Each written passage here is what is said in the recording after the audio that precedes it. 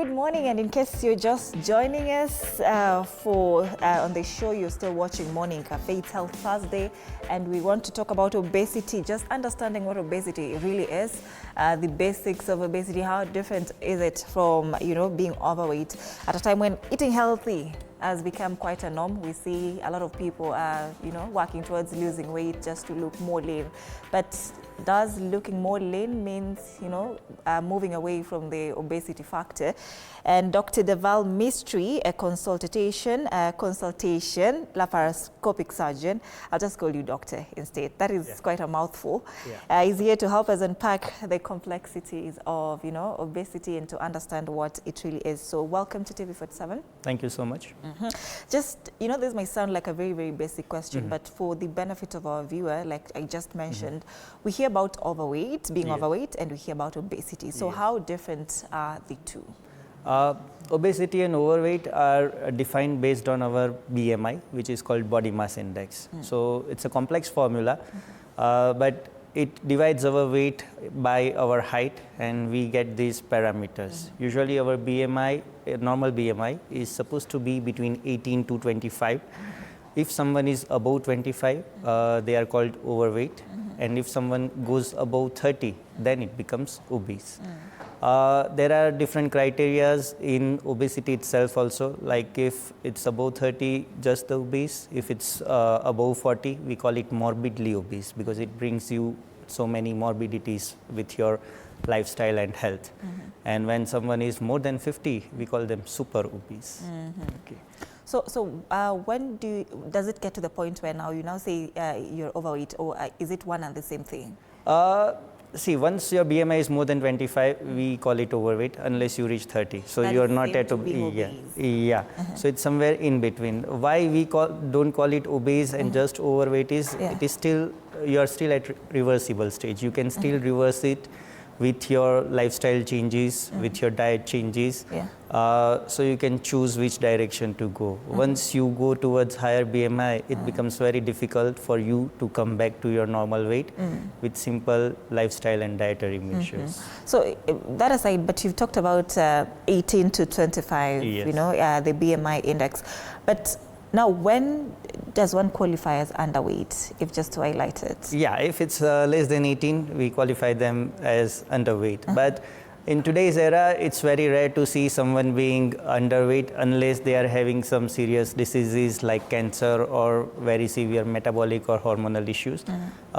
In practice, what we see more is overweight and obesity rather than underweight in today's era. I'd want to use myself as an example. So can you find somebody, my size as an obese, or does it have to be, bigger in size to qualify as an obese, apart from now the BMI calculation? Not exactly. I mean, BMI is not foolproof. There are multiple criteria. There are hip to waist ratios. Then there is body fat percentage as well. So there can be people who are termed as skinny obese. So they can be small, but still they can be obese based on their body fat percentage. So body fat percentage is another criteria by which you can define obesity, which is not very common. But still, if our normal body fat percentage should be less than 25 for males and less than 32% for females. But if you're small, but still your body fat percentage is higher than that, you can still be called obese despite being a small person. So what are the risk factors between now these two cadres, the skinny obese and the big obese? Who is more at risk between the two groups? Usually it's the big obese people. They are more at risk because it gives us more comorbidities. The weight itself, if someone is bigger, it gives a lot of pressure on their bone system, joints. So they tend to develop these joint issues. It also affects our heart. The more weight you have, the heart has to pump blood more. It gives us heart issues like hypertension. It gives us insulin resistance. We can develop diabetes mellitus. It also gives sleep apnea. Once someone sleeps and they are obese, they might not be able to expand their lungs very well in sleep. So they get difficulty in breathing when they are sleeping. It can manifest as frequent waking up at night. They snore a lot. And the most important thing is psychological aspect. The obese people tend to have low confidence. Some people may go into depression as well. if you see skinny obese people, they don't realize those things a lot. I mean, they don't have that psychological aspect as much as the big obese people. But certainly they do get other health issues like hypertension, diabetes, despite being small.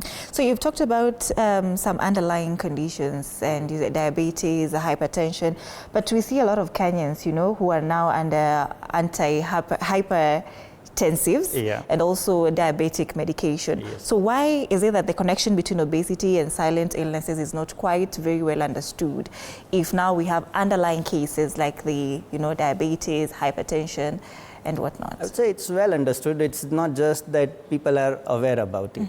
I mean, it's very well established that obesity leads to hypertension and diabetes. Scientifically, it is proven. So it's not like that we don't understand. It's just we are not aware about it. There is lack of awareness in people. They don't realize that this obesity can bring them these diseases. So I would say that it's more of lack of awareness rather than not having scientific understanding. Yeah. So the latest data that we saw from the Kenya Demographic Health Survey on obesity, you know, it indicated that most women are more affected on diabetes as compared to their male counterparts, and that's around 15 to 49 women who are, you know, now stands at around 38.4%. So why is obesity rising in Kenya right now, and on the women's side? Why on the women's side? It would be probably because of the hormonal issues, because women these tend to have hormonal issues more compared to the male. The thyroid hormone can bring you obesity. If someone's thyroid hormone is not functioning very well, they tend to be obese. Polycystic ovarian disease, which is exclusively seen in female because it's ovary related. This can also bring you obesity. So because of that, female are more prone to develop obesity because of their hormonal issues. But overall, why it is rising in Kenya is because of westernization. I mean, if you see throughout the world, everybody is following Western culture more nowadays. Our lifestyle is getting changed. Our work schedules are getting hectic. We are not giving enough time to exercises. Walking has reduced. Everybody uses cars, other modes of transport where you don't have to walk. Our diet is also changing. We are shifting more and more towards the fast food. Packaged foods as well. So these are the factors which brings obesity, because these packaged foods, they are more processed, they are high in refined sugars, high in calories and fats. So overall, I would say these lifestyle changes which we are seeing, modernization, it has its side effects. It's bringing all these diseases. Yeah. So when you talk about Western culture, you know, we see a lot of these people, the white people who look quite lean. They look quite, you know, quite nice body-wise. And if you're adopting their culture, yet they look quite, you know, appealing, nice.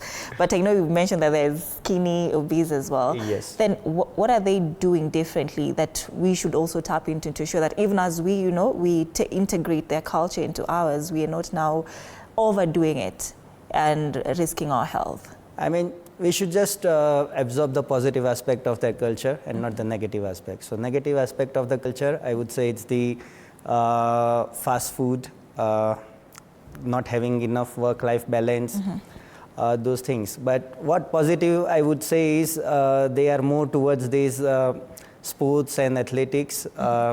We can look into it, we can get inspired from that, focus more on working out, exercises, indulge more in sports. Although I would say Kenya is a sporting nation. We are very good at athletics. Yes. Yeah, but not everybody is following it. It's just some of the communities or particular areas which are ahead in sports. So would you say that this cuts across the rural areas as well, this westernization now?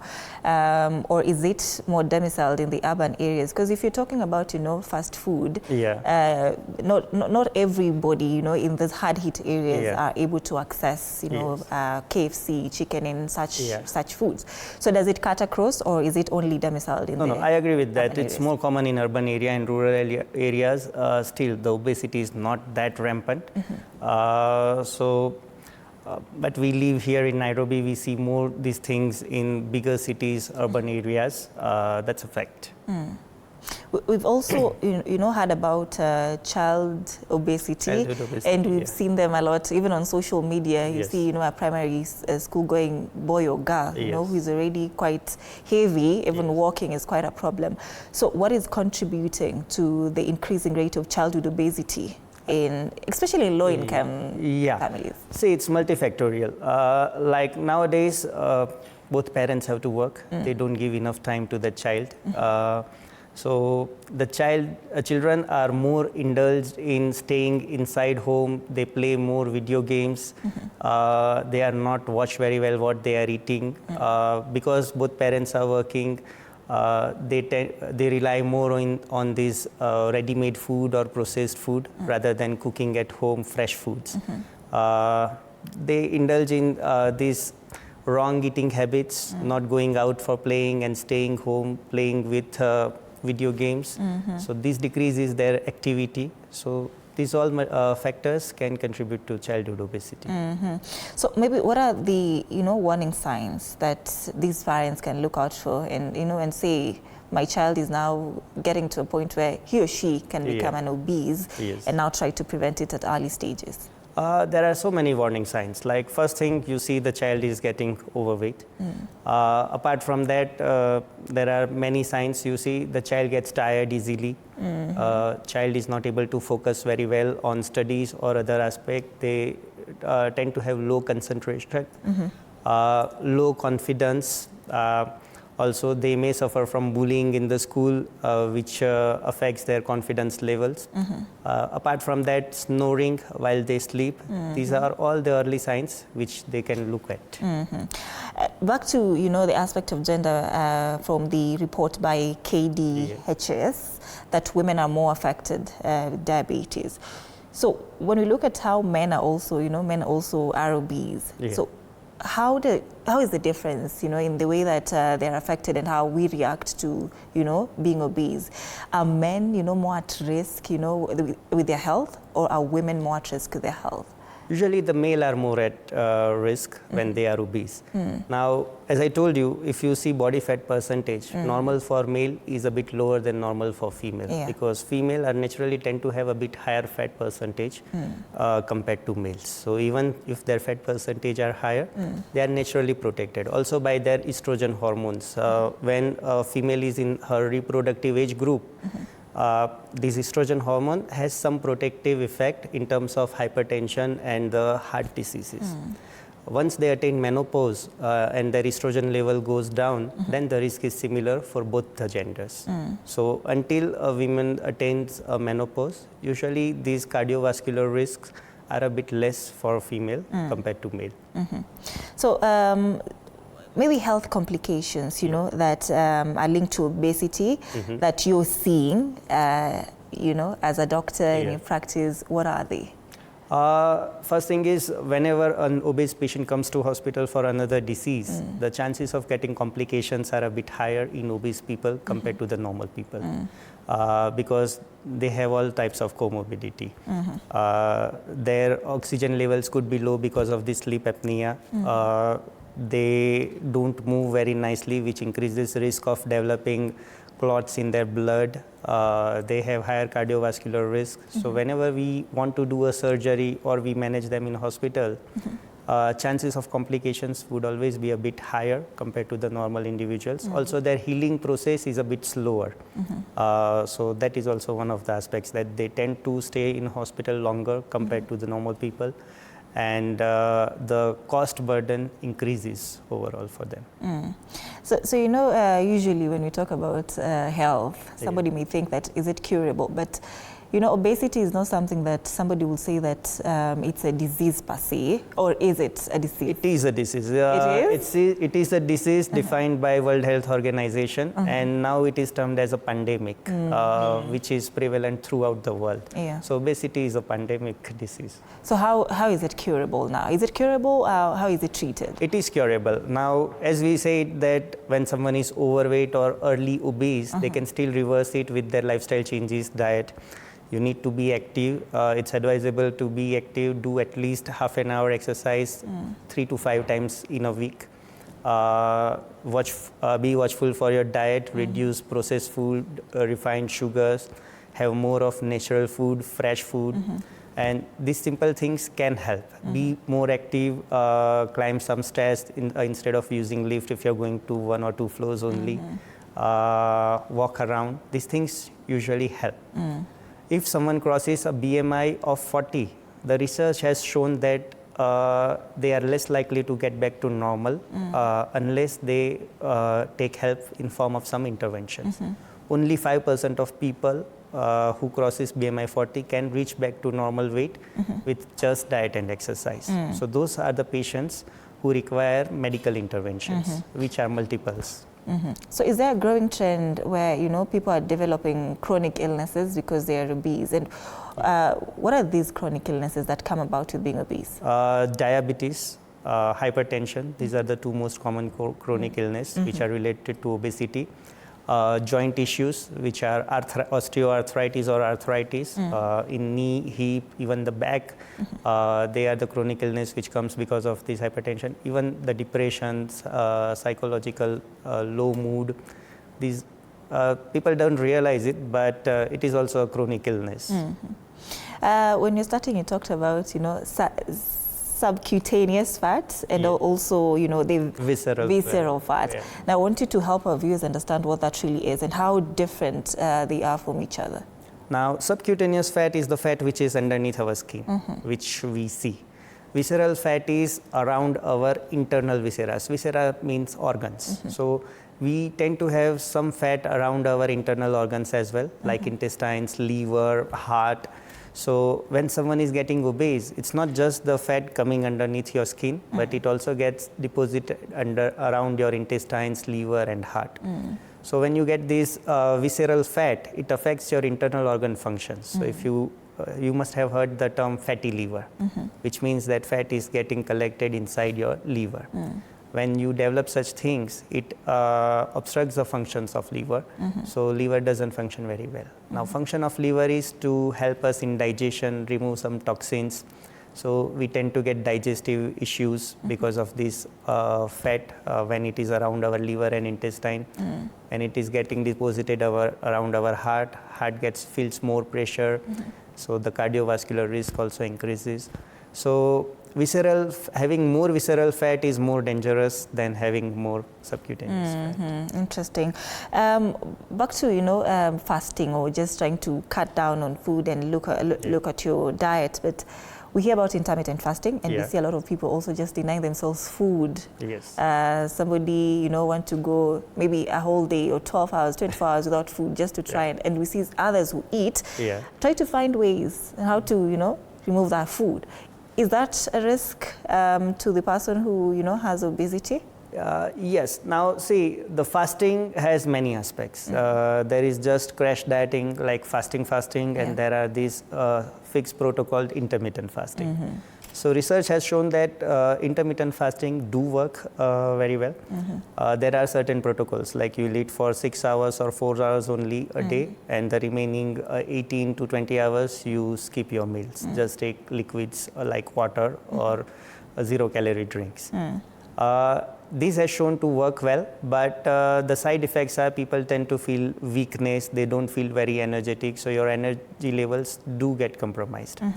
Another disadvantage of fasting is if you go for prolonged fasting, it also reduces our basal metabolic rate, which in simple terminology is the calories which we spend during rest. So it goes down. So if you keep having fasting for very long, body will not spend any energy at rest. So you become less energetic, less active, and ultimately you don't lose any weight because of that.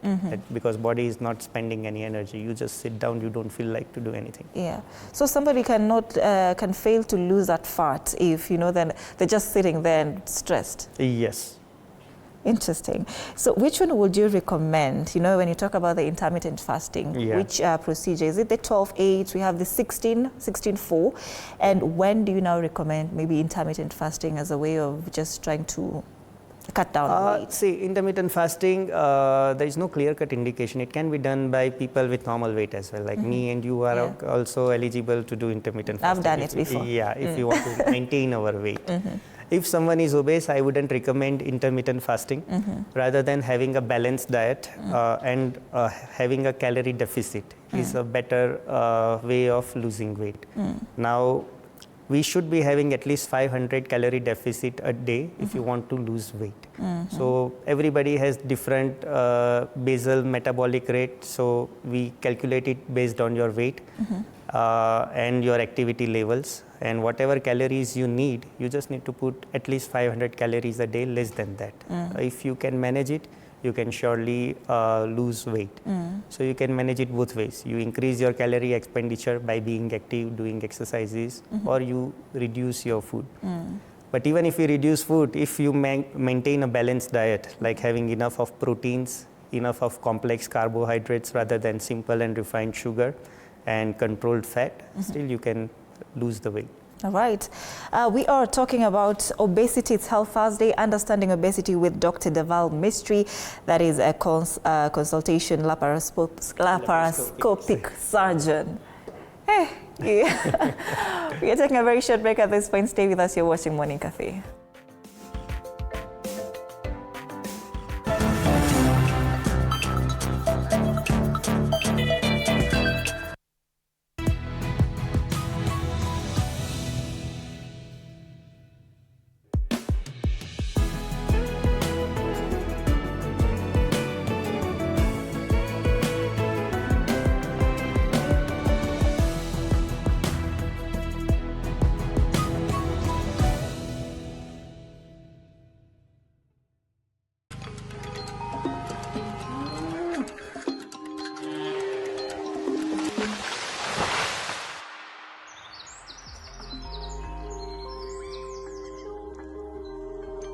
Our world is changing every day, and so should we, for the better. Each week, we tackle the big why, the question that should be on everyone's mind. Why isn't this fixed yet? Deforestation, global warming, and the adverse effects of climate change.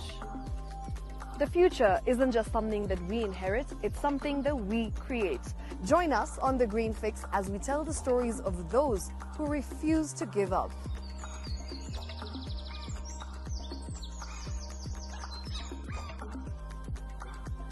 When it comes to fixing the planet, there is no time to waste. Join me, Shiksha Arora, on Thursdays at 9 p.m. on The Green Fix as we look into the big why, you and I.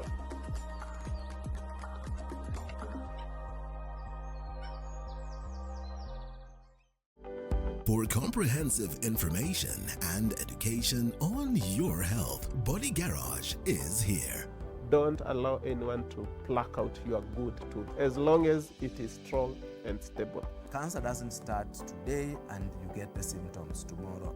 By the time you pick it or the time it is manifesting in you, it will be about 5 to 10 years.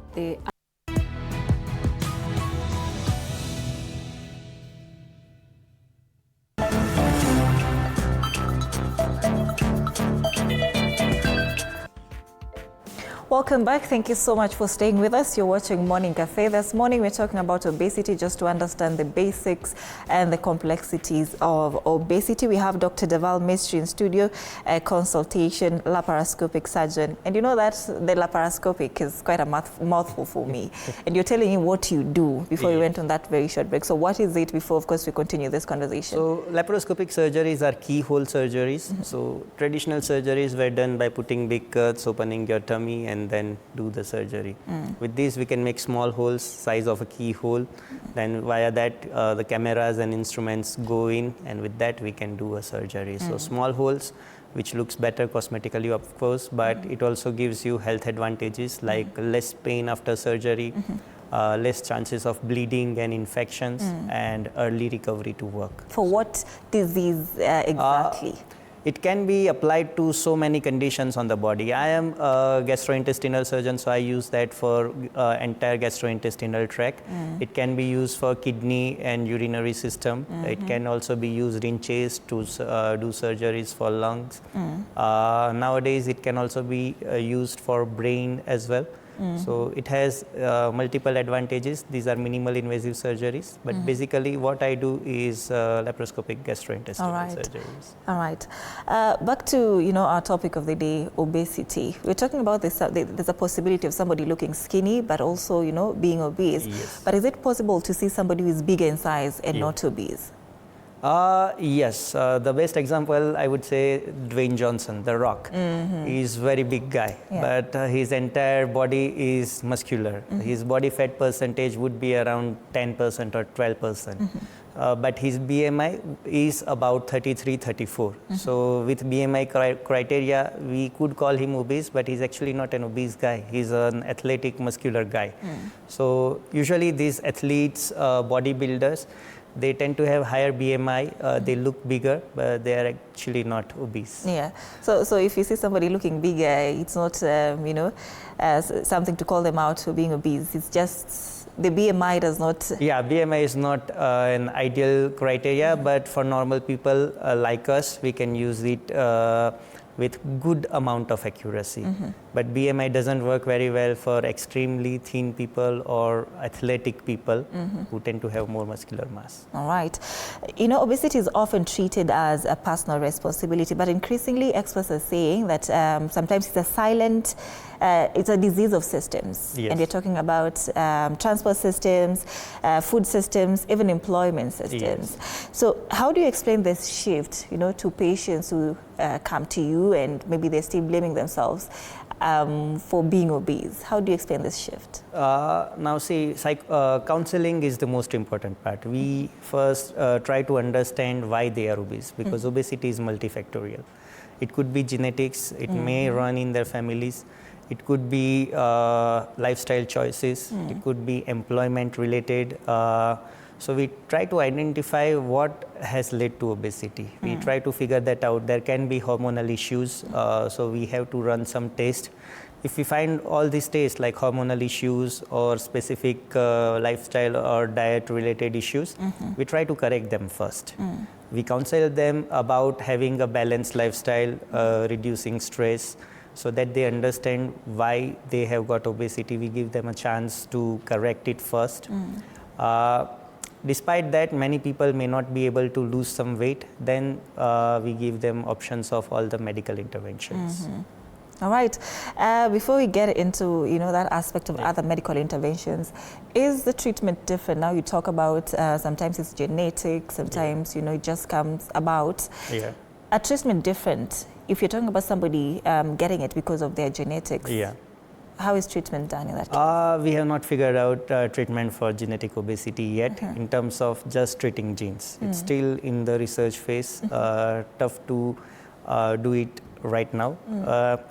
But the treatment as of now is generalized. But the treatment usually depends upon patient expectations, how much they are willing to lose weight, their comorbidities, what comorbidity they are facing, and their personal preferences, whether they want to go for surgical intervention, they want to go for non-surgical or minimal invasive intervention. It's multifactorial. So we discuss all these aspects with the patient and then choose a right path for them. So let's go back and simplify it for our viewer. When you talk about genetic obesity, you know it's somebody from your family having obesity, then you're at risk of also getting it. But what exactly, bring about, genetic obesity? And let's say, for example, somebody just acquires it as they go about their life in their older stages. And, from that research, we saw 15 to around 49 years of age who are more at risk of getting obesity. So would you say that somebody who acquires it also can, continue with that, their lineage can continue with that history of being obese? Partially. I mean, see, scientists have identified some genes which are related to obesity. If you're having those genes, you may tend to have obesity. But obesity is not about genes. It can be multifactorial. So it is possible, even if you have genes, if you maintain a good lifestyle, you can still not be obese. Okay, but we are still yet to figure out how to control these genes or manipulate these genes in terms of genetic therapy so that we can just specifically treat it. It's still in research phase. So we have not yet figured out how to treat it. Okay. what we have figured out is how to make people lose weight as of now. Yeah. You talked about the gut. Now that you are, these keyholes that you insert as a laparoscopic surgeon, and research on the microbiome suggests that even the bacteria we inherit or develop from early childhood can predispose us to, obesity. So how are you changing the prevention, or treatment? How are you approaching prevention in that case? Now see, research says that microbiome can affect obesity to some extent. Okay, yet to figure out that which specific microbiome will lead to it and how to change them. So treatment wise, it is very tough. All we can advise is we should have a healthy microbiome, which you get by varying your food, have different types of natural foods. It is advised that you keep having different varieties of food throughout your week, and we can maintain a healthy microbiome, which helps you maintain a good, healthy gut, gut health, so that you stay healthy. Not very lean and thin, not obese, but it just helps you having right health.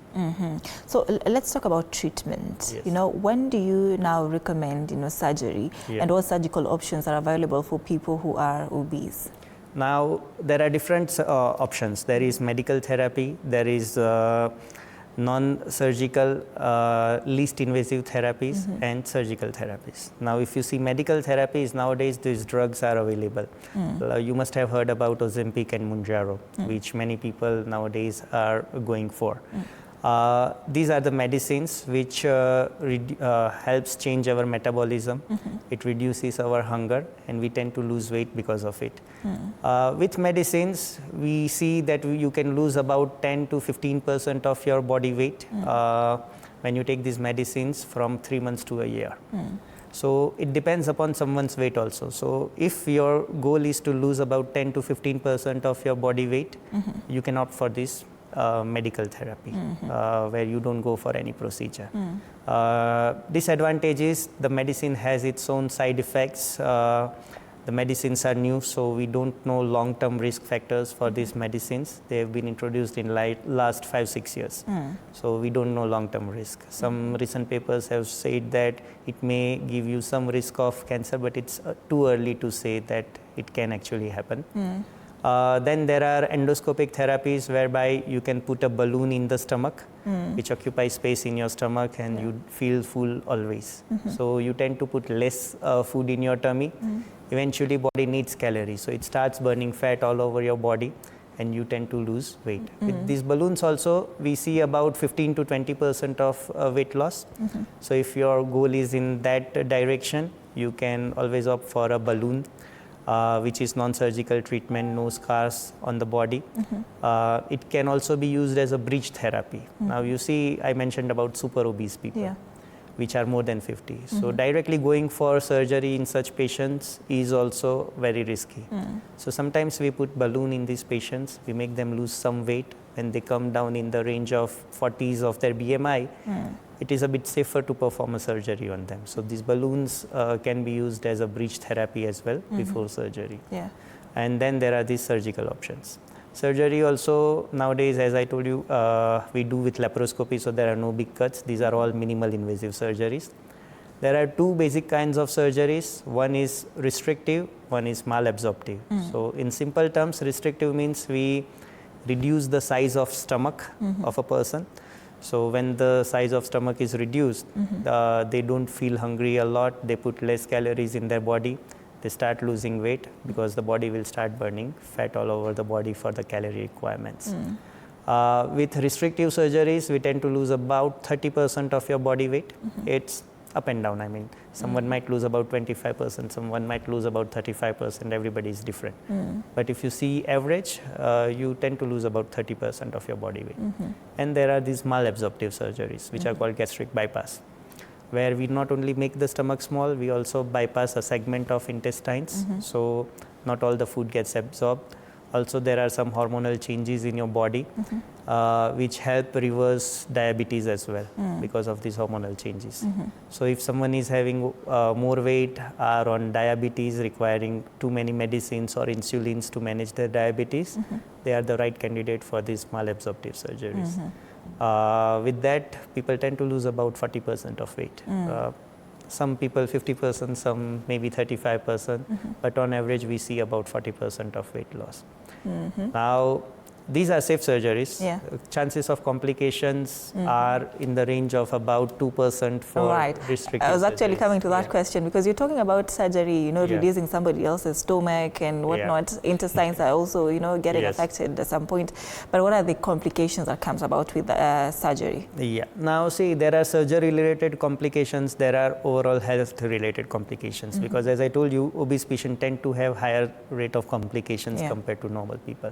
So naturally, when you're going for a surgery, they have more risk of having cardiovascular events affecting their hearts, lungs, these things.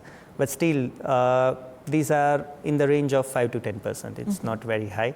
Surgery-related complications, we see that there can be some leaks inside intestines, there can be sepsis. But if you see restrictive surgeries, they have complications in the range of 2%. Malabsorptive surgeries, they have complications in range of 5 to 10%. 90% no complications. Okay, so still I would say safer surgeries. But these patients tend to have malnutrition, because we are doing these malnutritive surgeries. We are making their stomach small, bypassing their intestines. So we supplement everyone with vitamins, multivitamins after surgery. So these patients might have to take multivitamins for anywhere between 1 to 2 years after surgery. Interesting. Let's invite our viewers to be part of this conversation. And of course, we invite you on our social media platforms, TV47 Kenya on Facebook and on YouTube. There is a number on your screen. It will be there shortly. We invite you to also call in and just, you know, ask Daktari, who is here, questions if you may have any. But you know, we see people sometimes who go to India for treatment, surgeries, and of any kind of cancer, these diseases. But do we have enough facilities and workers in the country who are, you know, are qualified to perform surgeries for those who are obese in the country? Yes, yes. Everything is available in Kenya nowadays.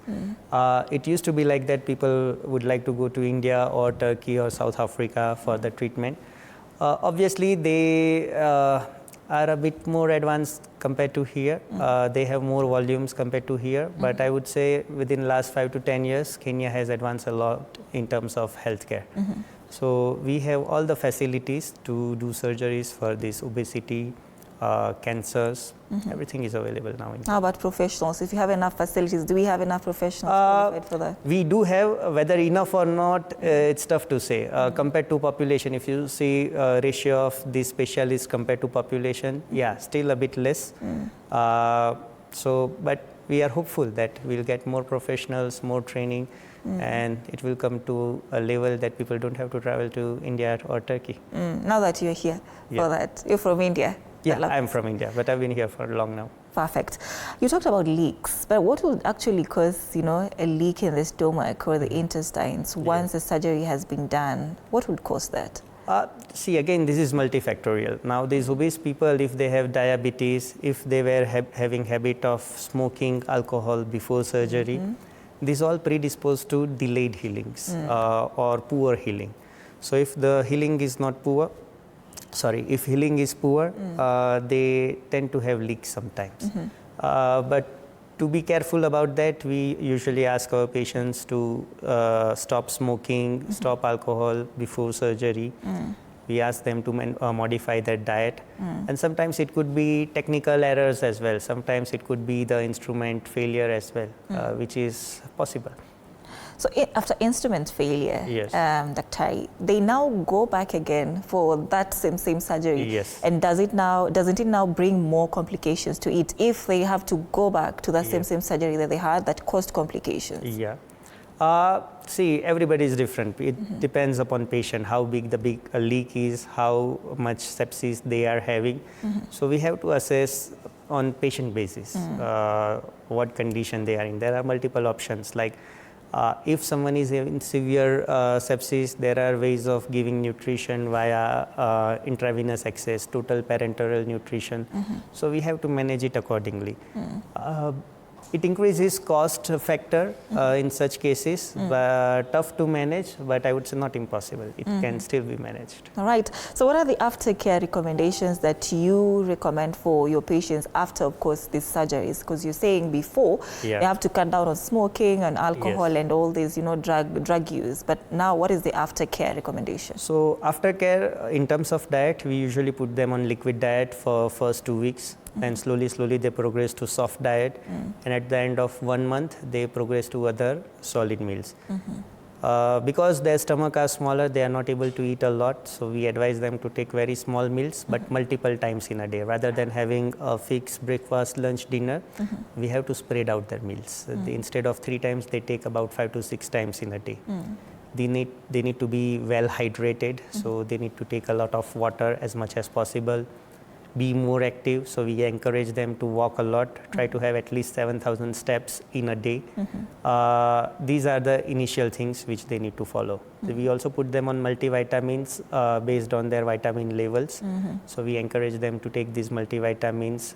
After a month, we encourage them to go to gym, do some strength training, build some muscles, because if you just keep losing fat, you just shrink in size. But it's always better to have a good shape as well. So if you build some muscles, it helps you change the shape as well. Also, more muscles is more healthy. You tend to lose more fat if you have more muscles. So we encourage them to go to gym, build some muscles after a month of surgery. Apart from that, we advise them not, for female patients particularly, we advise them not to get pregnant for 1 year after surgery, because they are in malnutritive stage. Technically, they can still get pregnant, but it's not healthy for the baby in the uterus. So it's always advisable to get pregnant at least after a year once you have gone for these surgeries. Are there chances of obesity recurring after surgery?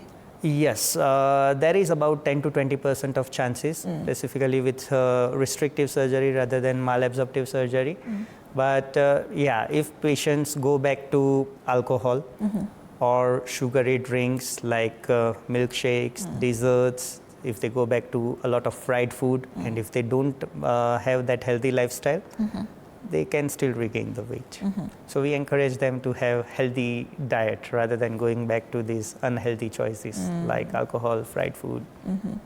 So even if the stomach is smaller, now let's say the surgery has already been done, and let's say there are people who stress eat. So does that give room for them to go back to being obese now that the stomach is small? Yes, because you see the liquids and the alcohol, they get absorbed faster from your body. So if you are eating more solid foods, it stays into the stomach, it gets absorbed slower. So you will feel full for longer.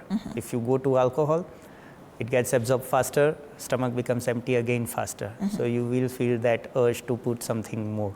So liquid calories, alcohol, desserts, refined sugars, they also get absorbed faster, so you feel hungry again faster. So these are the factors which can lead to weight regain. After the surgery, then now after a year, a lady gets pregnant. And let's say they fall back to being obese. Then how do you address that maternal obesity that comes about after childbirth? That obesity is not exactly obesity. It is pregnancy-related weight gain. Any pregnant lady will gain anywhere between 15 to 20 kg of weight, which she will eventually lose. What if it stays? Sorry? There are for some women where they gain that weight and it stays. But when you have undergone the surgery, you usually lose that weight again once you deliver the baby. It takes about anywhere between 3 to 6 months to come back to your normal weight once you deliver the baby. So how expensive is obesity treatment in Kenya? It's very variable. I mean, it depends where you're getting done, what surgery you're selecting. So if you see balloons, they may start around 300,000 shillings, and surgeries, they may start around 600, 650, and it may go up to 1.2 million as well. It's very variable, depending upon what you're selecting, where you're getting done, what we call these consumables you're using. There are various types of consumables which you can use. Aftercare, Yes. for, after postnatal care, I still want to go back to that, because when we're still talking about people who still retain this baby fat and weight Yeah. after the baby, then what is the postnatal care like? Because if the baby is here, they have to feed the baby, they have to Yeah. also eat for them to be able to get Yes. this milk. Then they fall back, they had surgery. Then do they now go back even after this fat has refused to go away? Do they come back for that surgery or the ballooning? Not exactly. I mean, I've not seen much of those patients. I mean, see, we have not got that many female getting pregnant yet. But I've seen, I mean, we have literature from other countries where it's well understood. But usually it doesn't happen. Because of their surgeries, they tend to lose weight faster even after pregnancy. There can be some stubborn fat, but still they don't fall into these obesity criteria. So if there are stubborn fats, you can opt for liposuction or tummy tuck kind of surgeries if you want to lose that stubborn fat. But if you stick to your healthy diet and regular exercise routine, you can still maintain that weight even after getting pregnant. All right. Is it possible to be obese and still be metabolically healthy? Yeah, we have seen many patients who don't have any abnormality and still they are obese out of no reason. So it is still possible. It's not well understood how it happens.